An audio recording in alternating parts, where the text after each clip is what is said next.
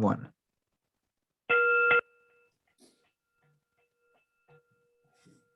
Welcome back to another Genius Days. Happy Halloween, Balloween. You already know what it is. Yang Gang, here we go. So basically, man, we're talking about lack consciousness today and scarcity mentality. So there's an amazing TED Talk by this speaker, Yossi Ginsberg, I believe his name is, Yossi Ginsberg. And he mentions the idea of how scarcity consciousness is the thing that starts conflict, starts wars, because they feel like they don't have enough land, or they feel like they don't have enough resources, right? And so this feeling of lack gets you to start taking from others, right? And so scarcity consciousness doesn't only affect us, it affects the entire population or the country or the world, right? And so it's important to look at scarcity consciousness as a contagious thing, right? Because you have one dude in your group who has scarcity consciousness, it's gonna drip into the group in some way, right? So it's really important that we advocate abundance mindset groups, but also actually eat, live, breathe abundance so we can actually be walking examples. What's coming up for you guys? So I went to the strip club the other day,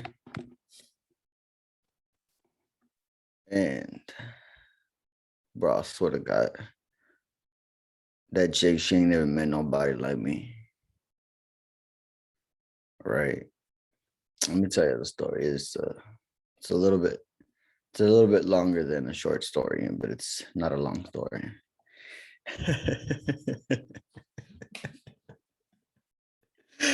It's a story. It's a fucking story. All right, yeah, go ahead.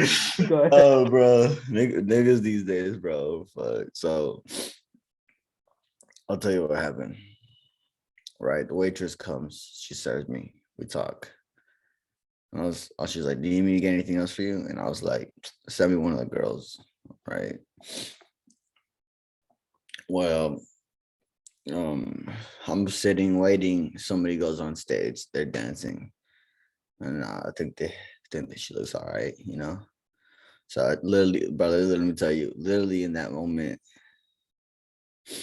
I get up, I go to the chick on stage. But as I'm walking, there's a girl that was walking towards me, bro, and I was like, "Don't tell me this is the bitch the girl sent me, bro. This is the fucking ugliest goddamn hoe that could ever show up to this place, bro." Straight up, bro. She sent me the fucking ugliest flat-chested, no booty bitch in the whole fucking establishment. Don't know why the hell they hired this hoe. Still stresses me to this day. So I'm not gonna get there. I'm talking to the girl, right? Oh, I come down, but like when I was pulling up, bro, I was pulling up like a straight up king, bro. Like that's how I felt, like just like a boss. I was going to her and I was like, and I looked at my cash and I was like, "Okay, I'm gonna put a 20, I'm gonna give you a 5, give you another 5." And she's like, "Oh," she comes or whatever. She's like dancing, putting her pussy in her face or whatever, and like putting her tits, like, how they do that shit. They're like, and they put their tits on your face. Oh, bro, but like, I was doing that shit like I was gonna fucking eat her. Like, like that like savage energy, you know what I mean? That's like that beast energy where you're like, Like a predator prey shit. Yeah. Kind of like that. Yeah. Okay, look, see, that's a good example of predator prey shit. Right. Bro, Man, that's like a BDSM thing that like I discovered a while back, right? I Like bet you did. The predator prey dynamic, because not a lot of people talk about that. They talk about BDSM and they think, "Oh, I'm about to tie someone up right now," or like blindfold them or some shit, But it's like it's a smorgasbord, right, of all these different tools and techniques and like submission, domination. frame. It's the frame. Whole yin yang. Yeah, frame control. Definitely, man. Yeah. So my frame actually was like when I went in, was like my frame was not, oh, I'm like a hungry dude or whatever. Like it was like these girls are here to impress me. Bro, it's okay. I mean, you know what I'm saying? Seduce her, gave a little bit more money, talk with her, right? Good. She says, "What's your name?" And I go, "I have many names, but the name I'm comfortable sharing with you is Ivan Alejandro Costa." Right. And then and it's be like, "Oh, what do you do?" And I was like, and then I tell her like, "Oh, you know, I mean, I work, I still have my work and manage these people, you know, but what I really do is, you know, have conversations. That's what I really do. You know, like Genius Days, every single fucking Sunday, we show up and we're gonna be there every single fucking Sunday. Right. And I saw that one hit her. Bro. And I was like, oh, cause she interpreted that as like commitment. Right. Someone who has commitment. Yeah. Right. Patience as well. Yeah. A lot of other things are Those are all happening. survival. Yeah. That's exactly. all survival. You're demonstrating survival. That's cool. Yeah. And then, bro, I swear, like she took me to the back, not in the back where nobody can see you, but like all the way in the back where like, I mean, it's still kind of private. And bro, I swear to God, this bitch was like fucking me for real, bro. Like with clothes on, it was crazy, bro. And she was rubbing her clit on my dick. She was having fun, bro. Right. But I would catch her on her bullshit. Right. She was like, let's go to the back. And she goes to my ear. And I was like, girl, shut your bitch ass up. And she starts laughing. And then at one point I pull out my wallet and I was like, there's not gonna be a lot of money left in here. Right. And I literally opened my wallet, there was $7, bro. And I was like, 7. But luckily, your favorite number is 7. and you know, she liked that shit. And so it's like it was like there's so many other details that were happening, you know, like the kisses, like, you know, me kissing her palm, her top back of the palm, whatever you call it, you know, gentleman style, right? I was like, you know, I'm still a gentleman though, and I believe in greeting women, right? You know, and then saying goodbye to her again. Whenever I said goodbye to her, I kissed her palm, she was like, all right. And I was like, fuck yeah. And so I left and it was a really good time. And so like all of this like came about from like, if I would have been in scarcity consciousness itself, right, the whole experience would be completely fucking different. And it would be like me trying to prove to her something. Right, bro. By the end of it, bro, I had to go to the gym after that. My clothes though was smelling like wet pussy, bro, because her pussy was wet and it was rubbing all over me, bro. And so like I'm over here walking around with these goddamn pussy juices on me and shit. And like it was really fun experience that like both me and her felt better after doing it versus when typically girls pull up, they're like, oh, gotta fucking twerk on this nigga now. Fuck this shit. I hate this fucking job. For $20, I gotta get naked and show my tits. Fuck these bitches, you know. So that's one of the differences that I personally experience if I'm in scarcity consciousness or I'm in full, you know. Like if you're already full and you have a cup of coffee, you feel more full, right? If you're empty and you have a cup of coffee, you're not going to be empty still, because that fullness begins inside. That's my little story. Man. And I heard this recently, like in the Bible, when they mention like the cup overfloweth, they're referring to a giving, like giving energy rather than taking energy, right? So you didn't go in there wanting to take anything, you were there to give, and then that transference was there happening. It's also wild to think about that. Like I've been to a couple, maybe like 4 or 5 strip clubs in my life. 2 of those times have been with you. Once in London, once in London, and once in freaking Vegas, bro. Like, Bro, hold on. oh We have man. to clarify, bro, because that statement makes it seem like I be going every weekend, bro. Okay. Listen, I That's too true. have been Okay. maximum of 5 times to a strip club in my entire life. A maximum of 5 times in my entire life. We need to. Suman's like, I've only been there 4 times, and 2 of those were with you, and I'm just. Hey, wait. Yeah, because there's no strip clubs in India, right? So yeah. Or so you Um, say. right. I don't know, not that I know of, But in any case, man, it's so interesting to notice that dynamic, because there is this kind of, there's a different frame that she takes where it's like, I'm gonna, there's a monetary transaction happening here. But I think the main transaction or the currency is really vibes. And that's like she's making an emotional investment to sit on you rather than just, like some kind of a like ATM purchase or some shit. You know what I mean? Like that's a That's different so vibe. actual transactional. So I give you this Yeah, money for yeah. this service. Instead, it becomes we like each other's vibes. We're clearly having a moment here. Right. And you also get paid, and I also get paid spiritually, emotionally, energetically, whatever, right? Right. It's like we both Yeah. needed that at that moment. There's like a deeper understanding instead of just being client and provider or servicer or whatever it's called in English. And that's some powerful shit. And how, Ivan, right? Uh, from the strip club you went gymming, how did that affect your fitness or your fitness performance?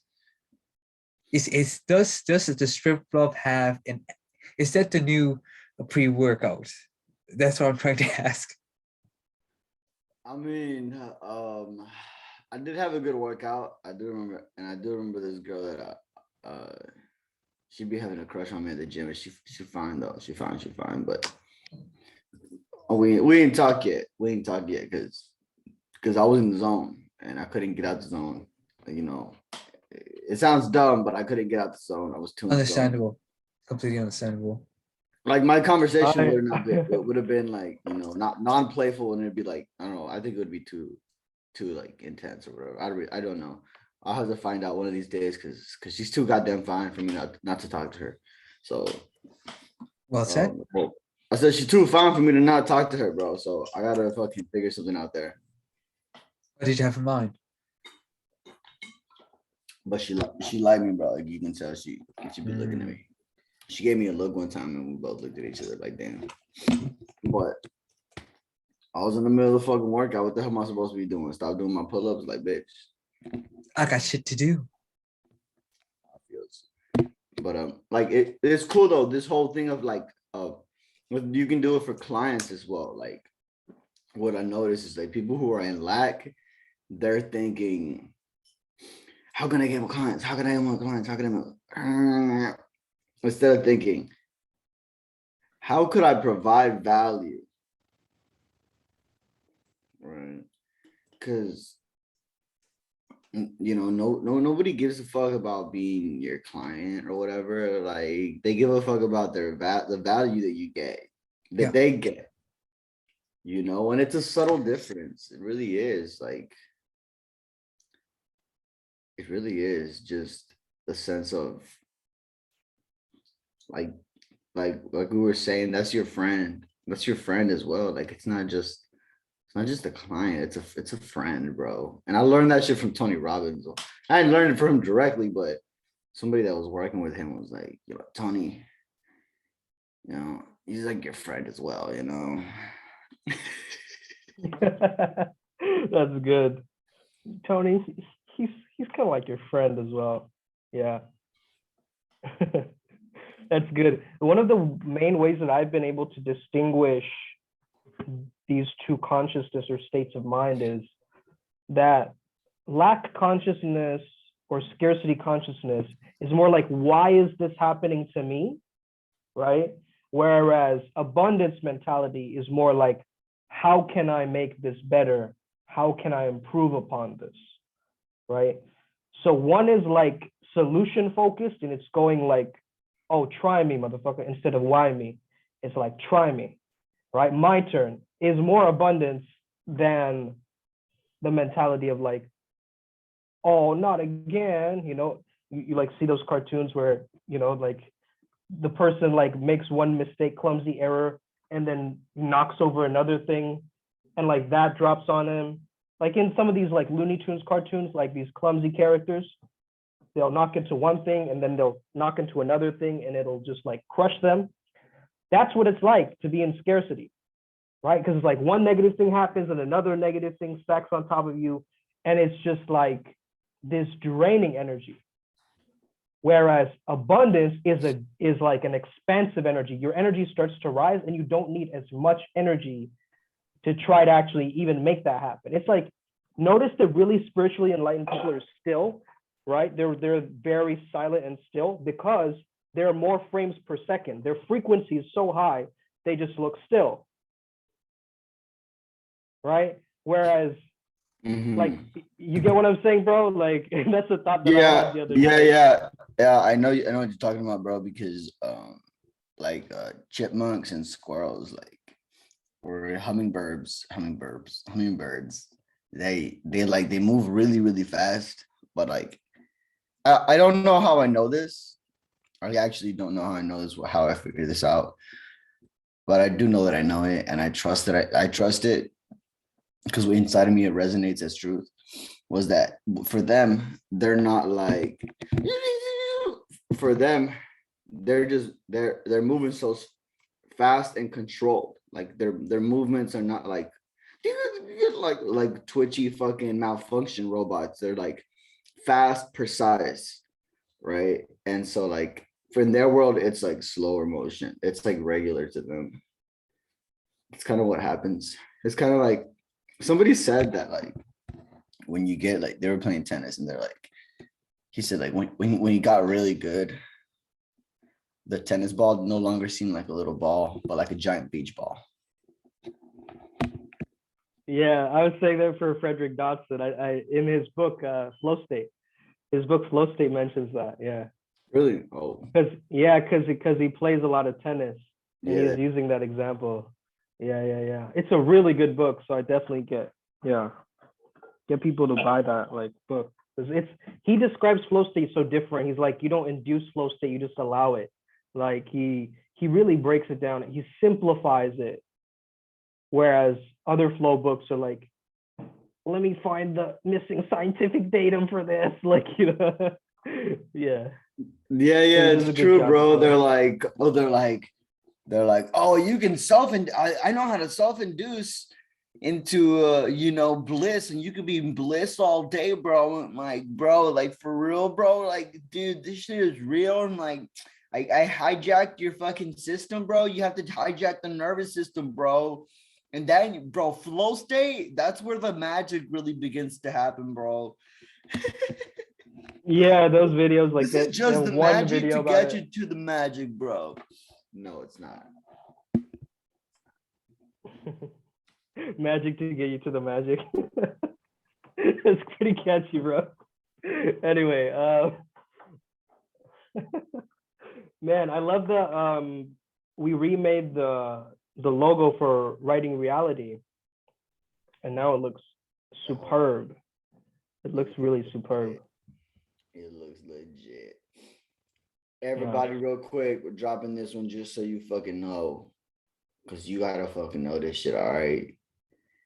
That I'm just an island boy. Okay. you don't know that one, Ryan? You don't know that one? Ah, shit, man. Well, if I find the video, I'll send it to you. It's these guys. Please do, because it was fucking. Is that the feature with those two white dudes with weird hair? with hair Yeah. that kind of looks like Cheetos or something. Yeah. Yeah. Cheetos. You don't know Cheetos? You don't know what Cheetos Yeah, are? yeah, yeah, I know. Yeah, I know what Cheetos are. But I I mean, didn't think that they try to someone's hair replicate could. dreads, but it's not really dreads. I think it's called Uh, Wiccas, I think. Wicks. Ah, I don't Wix, understand culture. like the website creator. Yeah, exactly. Hi, this episode has been sponsored by Wix.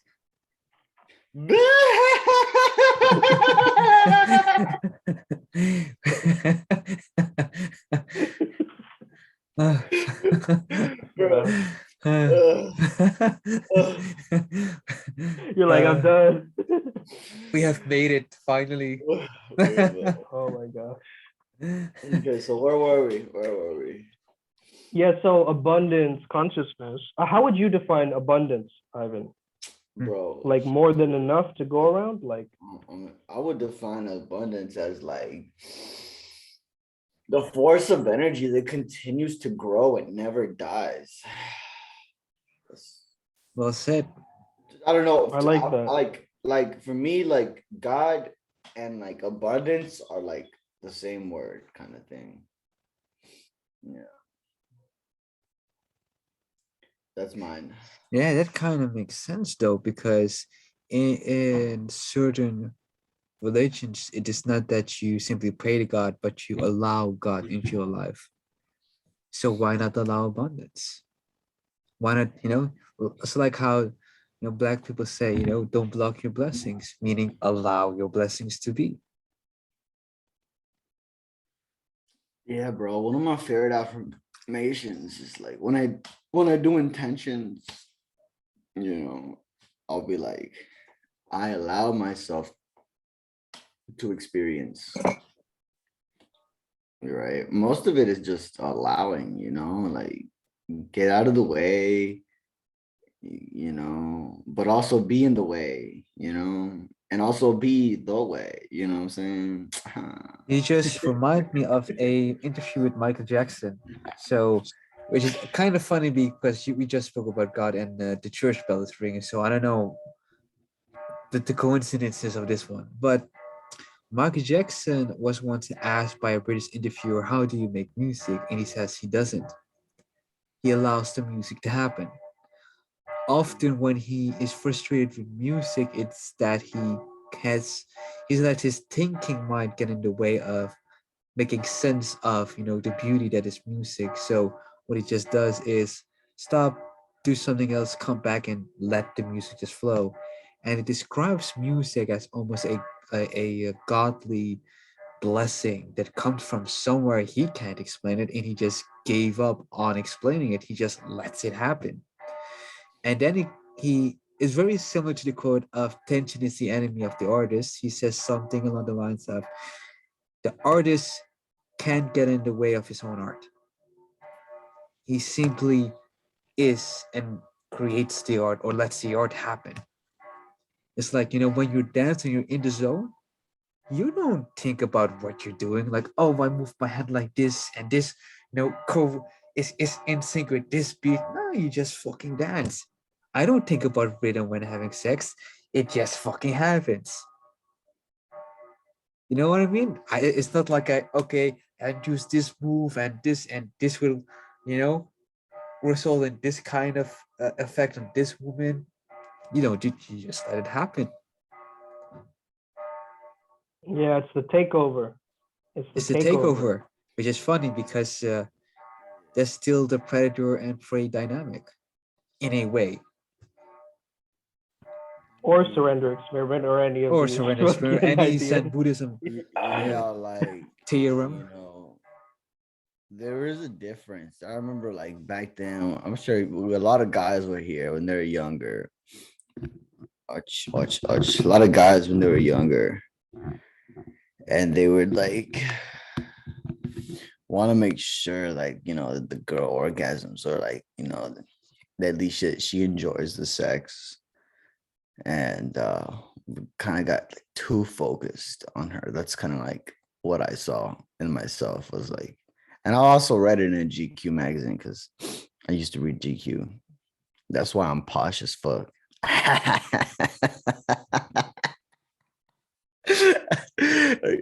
And then oh yeah. And we're focusing on like her, and I've mentioned this before. We've talked about this before, but I never explained it in this context of like abundance and not being in lack, because that's in lack.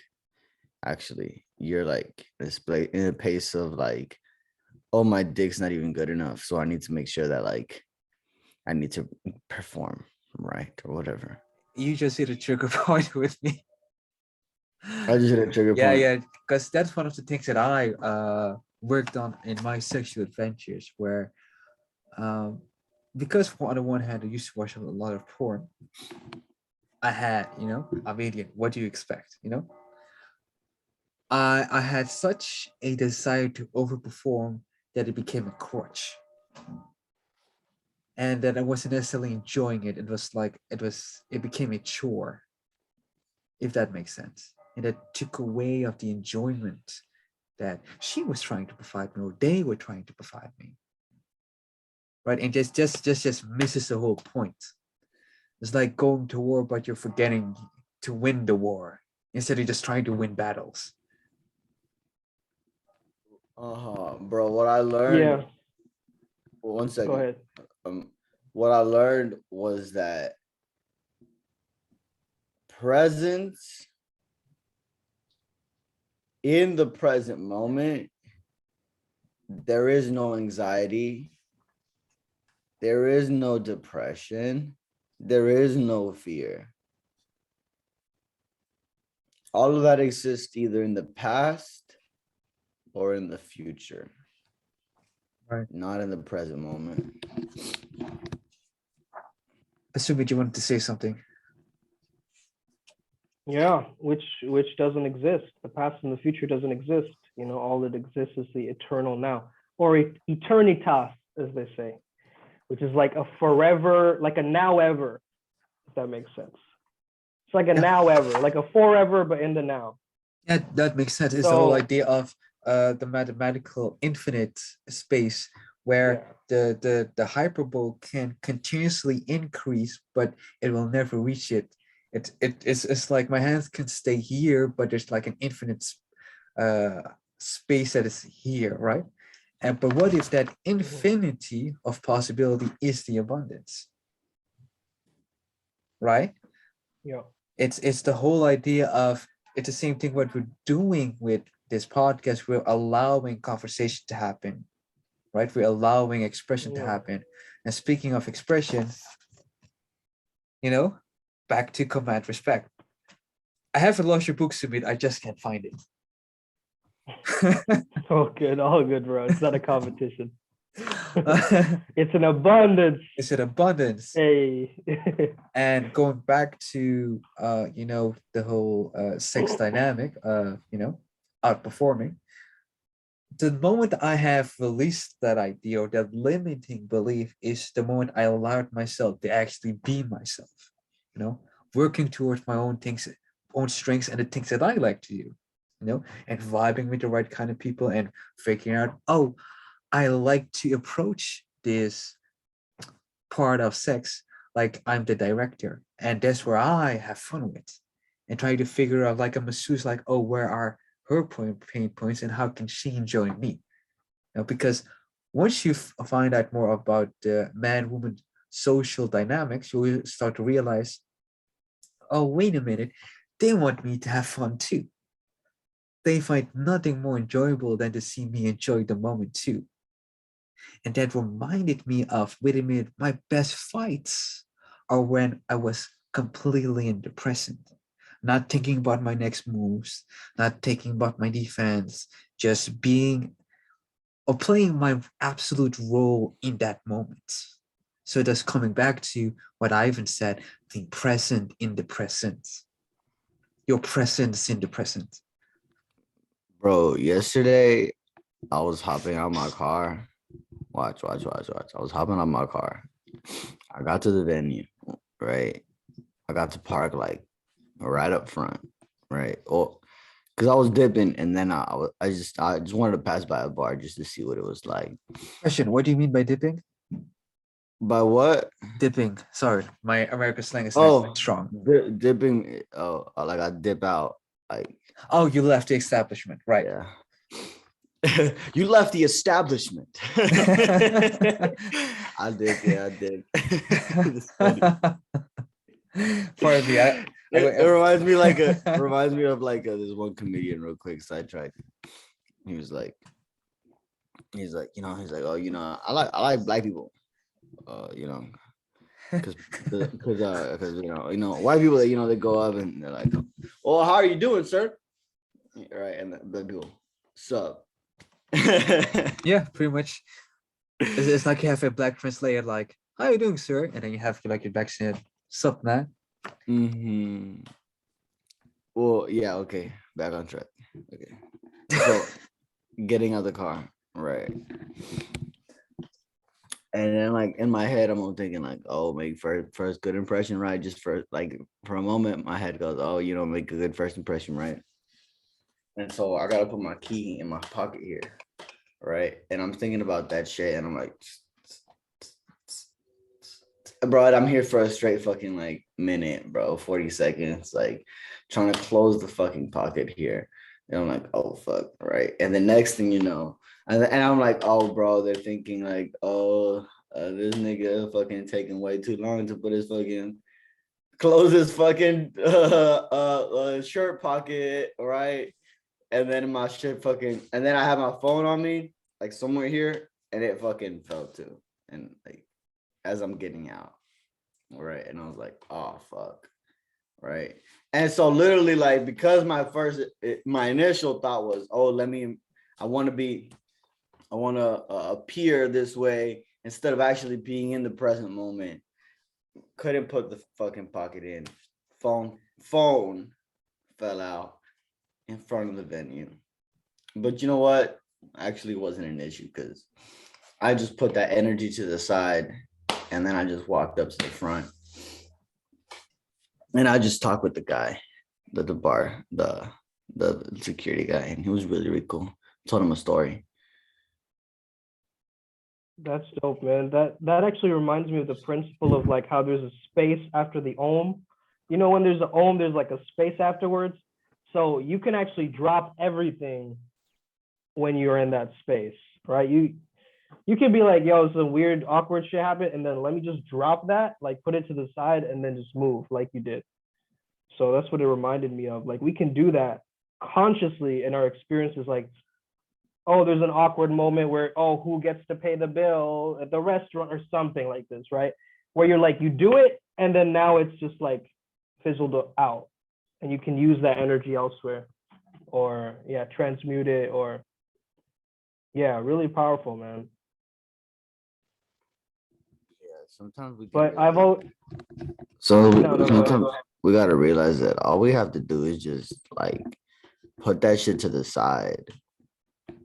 That's it. Just put it to the side. Yeah. You know what I was thinking, man?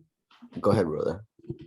I was thinking, that song that's always like, I need a one dance, right? I always heard that song as I need abundance. And no, I'm not playing right now. Like that's what I heard because I was doing that work with abundance. Yeah, exactly. And it's like I need abundance, and so when we are in abundance, we hear abundance, we see abundance, all our senses are abundance. You see what I'm saying? And if we could look at a void dance, a dance of the void, right? Nothingness, and abundance, which is a dance of everything. You know what I'm saying? So one is a yeah, son. Yeah. But that's what I'm saying is one is a void and nothingness, and one is a bunch of, right? Dance.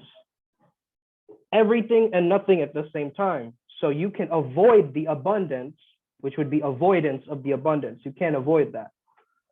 What you can do is dance a bunch of times with the void until you get used to it. And you're like, yeah, I'm in nothingness now. And so now I can be everything, because everything is empty space, right? 99.99, everything is empty space. Atoms are empty space.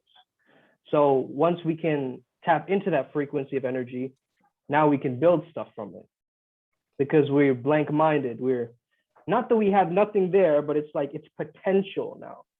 There's potential there now. On that Did you note, guys right? ever see What's up? Family Guy? You guys saw Family Which Guy? one? Which episode?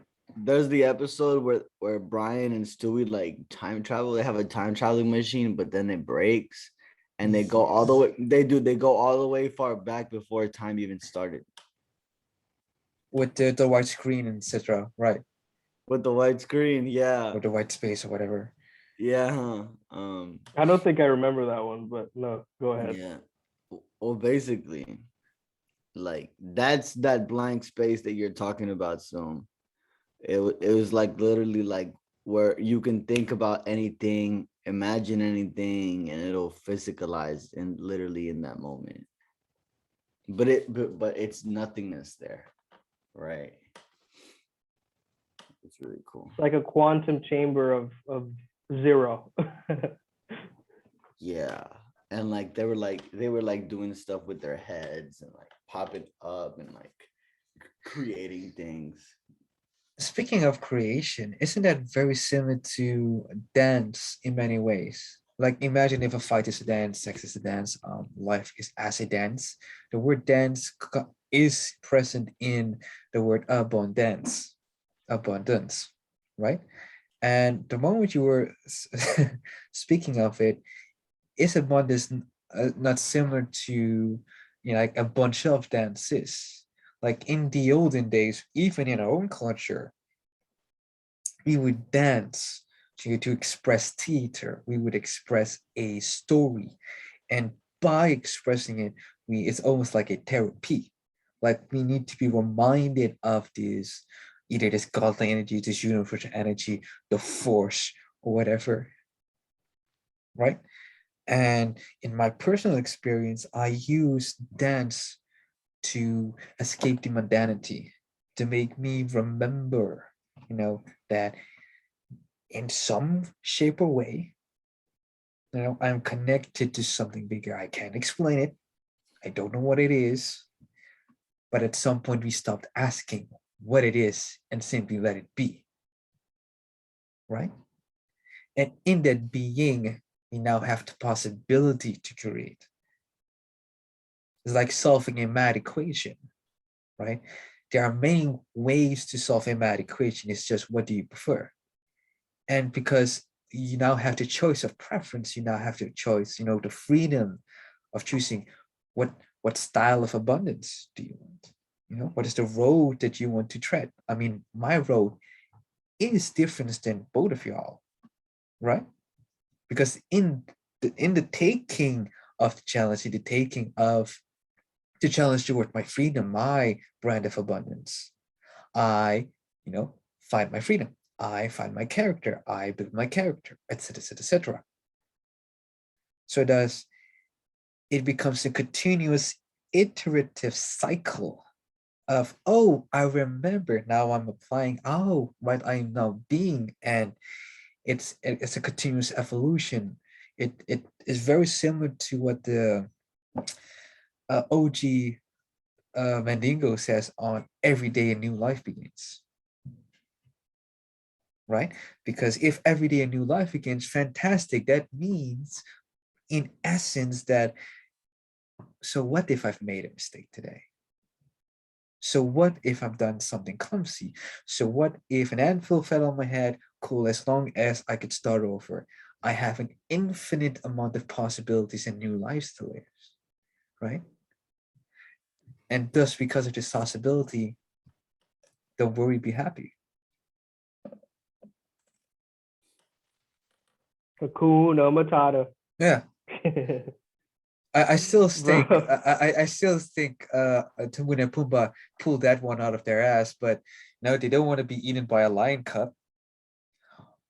But it makes sense.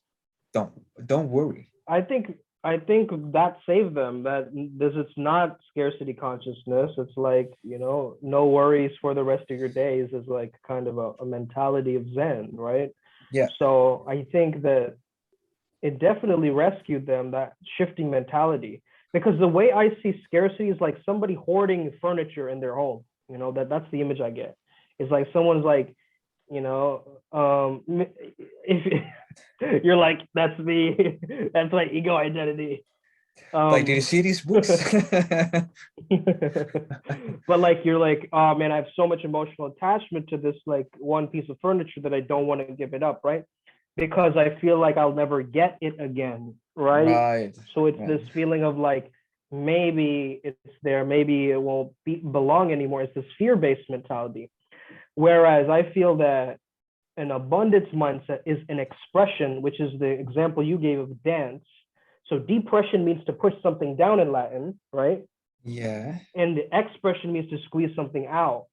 So one is like a letting go process. Abundance is like a letting go because you're giving stuff out right.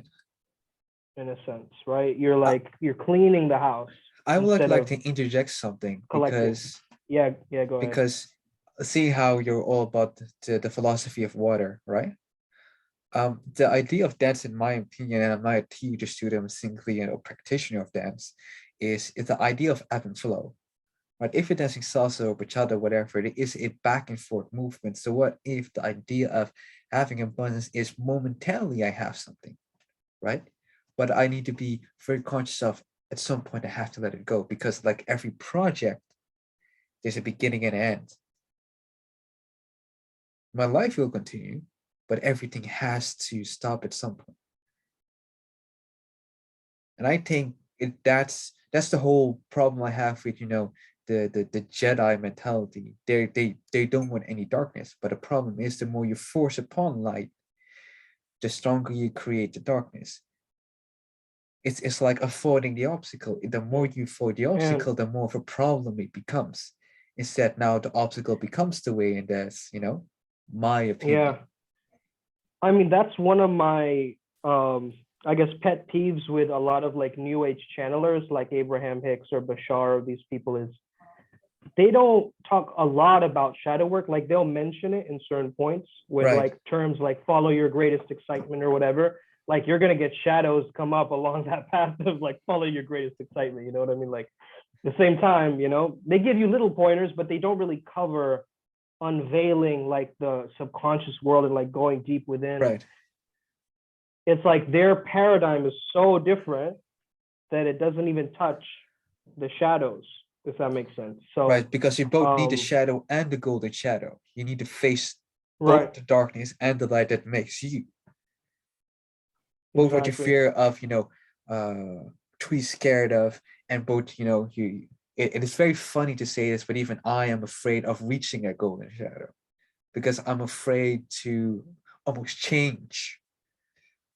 But you have to face them in equal amounts almost, right?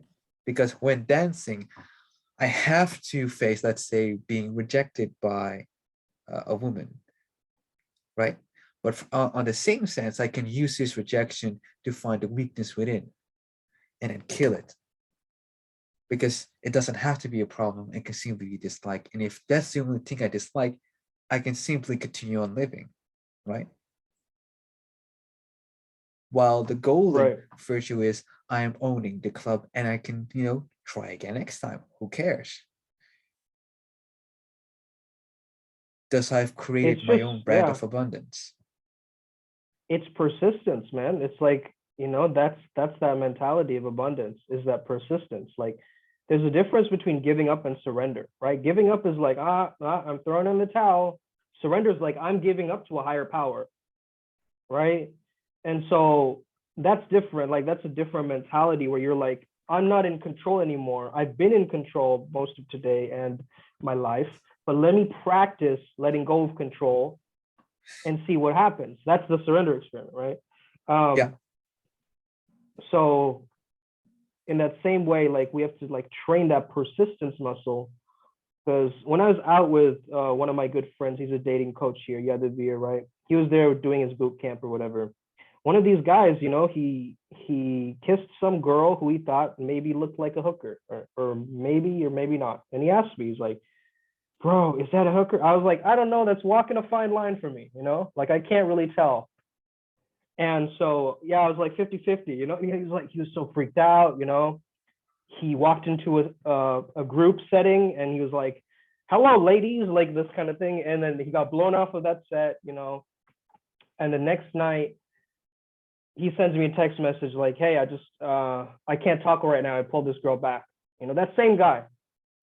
So you see where he started off, and his persistence is what led him to that path. He kept going, like, you know, till the brink of dawn. He just kept like pushing forward his energy, his momentum. And that's what manifestation, like that's what happens when you manifest, right? You're learning through repetition, or you're learning through really learning something with your mind, body, soul. And I think the second one is a way more better strategy to learn, rather than just trying to do something over and over again and then making the same mistakes, right? The other one is like you're using novelty to make new neural connections happen and shit. Yeah, that's it. Yeah, bro. Shadow work is really just about feeling what you've been avoiding feeling. It's what it comes down to. You can put it down into one sentence, because a lot of times, you know, so let's talk about depression for a second. Depression is what people get when they've been pretending for such a long time. I'm not talking about clinical depression. We can solve that in a different way, but I'm talking about emotional depression, you know, or things like that, you know, like if you're fine, you know, but anyway, it really genuinely is, you are tired of pretending. And what happened is all your truth, you've been pushing it down. You've been hiding your truth. You've been avoiding truth. There's be something that you don't like, somebody that you don't like, and you've been hiding that. You've been holding it. You've been pushing it down, right? And it's because it could get too exhausting to be thinking about that thing, right? But you haven't emotionally processed yet, so it's still inside of you, and you're hiding it, and that's why you're so tired. That's why depressed people are tired, because they're using up all their energy to suppress. Straight the fuck up. Prove me wrong. You can't. Yeah, Fuck it's your also therapist. like how it's also how Jim Carrey says, like, you know, deep rest, like depressed is deep rest from the character you're trying to play. So I think, yeah, definitely, like the tiredness aspect makes sense to me, because they're protecting their persona, right? They want to be loved, they want to be accepted, they want to belong. And so they're doing all of these things thinking it's going to bring them happiness. Whereas it's like, it doesn't, you know, like following your own path of bliss and certainty will do that. But maybe they have other people, like they have no freedom, let's just say. And abundance is freedom. And so when you are in this scarcity mentality or even depression mindset for a while, you'll start to notice yourself disconnecting, slowly disconnecting, right? Because it's time to be alone to do the healing and really see like what is deep within me, right? You can have lots of mirrors around you when you're doing inner work and like go through that process in a relationship or in your workplace or whatever, but there's a value in just sitting by yourself and like locking your door and like just writing, or like having all the gunk come up so you can spot it and be like, yo, what is this? Or like, this doesn't make sense, or where did that come from? You know, and these questions slowly start to reveal more about the hidden aspects of you. And so I think we've covered a lot of great topics here, gentlemen. I think if people want to contact us for further guidance, they can do that. you know, of Life Masters. We have aligned data strategy, right? We have Flow Zone Academy. So if you need help in any of those areas, either flow, you know, personal reality creation, or, you know, really optimizing your business, definitely reach out to either of us. Have an incredible day. Hope you're thriving. Happy Halloween, motherfuckers. And may the flow be with you. Be the best, fuck the rest. You already know what it is. Yang gang.